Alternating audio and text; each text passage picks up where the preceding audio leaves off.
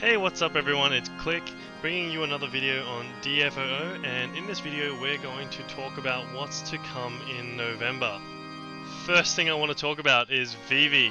Yes, we're getting his LD and I can't even express how excited I am. Vivi's banner is going to be dropping with Steiner and Aiko's EX. Aiko being a healer would be great, because if we look at the details for Vivi's LD weapon, Black Mage Staff. Now that's going to give him the LD ability Doomsday. It's 100% AoE, it ignores defense, it's executed twice, then he'll immediately use his first stack of Memories of the Soul and follow up with Embers of Darkness, and will continue to have that follow-up attack on everything that he does, including his C65, until he runs out of the Memories of Soul stacks. Now the biggest drawback is that the LD costs your whole party HP to use, and so does the follow-up attack Embers of Darkness. But this is easily mitigated by pairing Vivi up with characters who provide HP regen and or healing, or people who do both, healing and regen, such as Lena, Rinoa, Kimari, Paladin Cecil, Ignis, Penelo, Rem, Rosa, and Aiko, who is featured on his banner along with Steiner.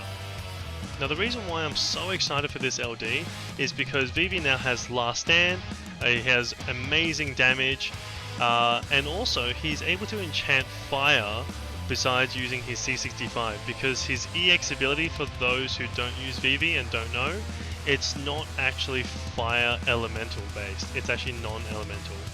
And so with him being able to enchant himself with fire, now his EX will also be able to hit weakness without wasting his C65.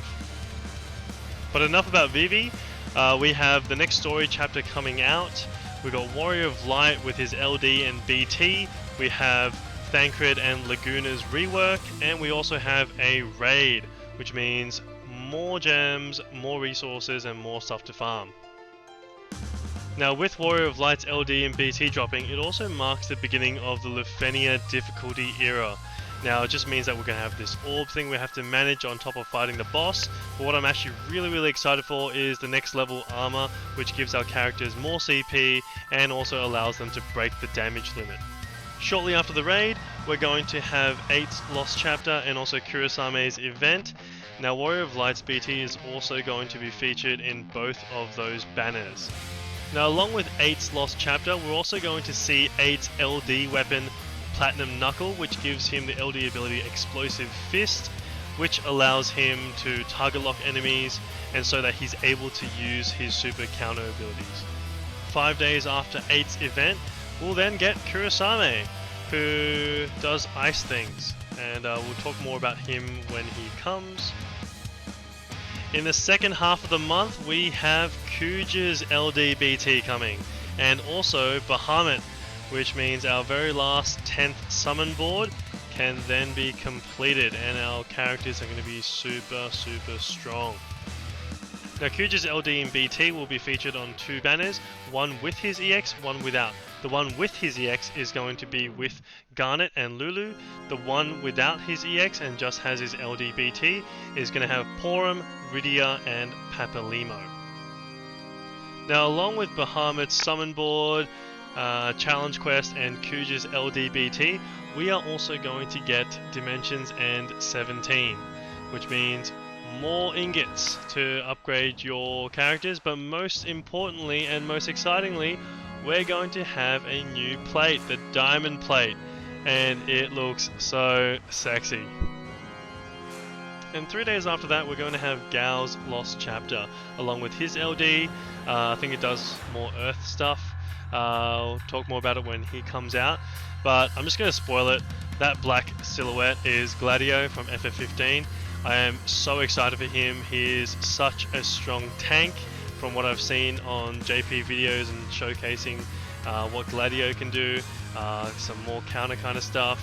He's just a bro, like, covers you, protects you, he's macho, and Kuja's BT is going to be featured on Gao's banner with Gao's LD, and Kuja's BT is also going to be featured along with Gladio's release. Starting tomorrow, we also have a Halloween campaign, which means there's sale on gems and weapon tokens and stuff. But at the end of November, that's when we're going to get those super chests that has ingots in them. If you are someone who spends money on the game, fantastic, props to you. Thank you for supporting the game. If you're going to spend money, those are the chests I would go for. The ones with ingots and books, because those are very limited. So if you're going to spend money in the game, those are the packs you should buy. Now the rest of the video is just going to be the quality of life updates that we're going to get. Most importantly, the artifacts are going to be able to combine so much quicker. There's changes to the artifact system where it's going to be much easier to farm the perfect artifacts, especially if you have the Mog Pass, because you're not going to get any of the white crappy passives. But most importantly, and the thing I'm most excited for, is the HP percentage indicator. That thing is going to make it so much easier for you to manage your skills, and you can just see how much percentage of health the enemy has left. And also just being able to see how much total damage your party members are doing, especially when they're doing like quick succession attacks like Leo's, Master Blade, or any attacks that is executed twice. Apart from that, I guess you can read or pause the video at any time to go over if I went through any of the slides too quickly. Thank you very much for watching. Please like and subscribe if I helped you out there.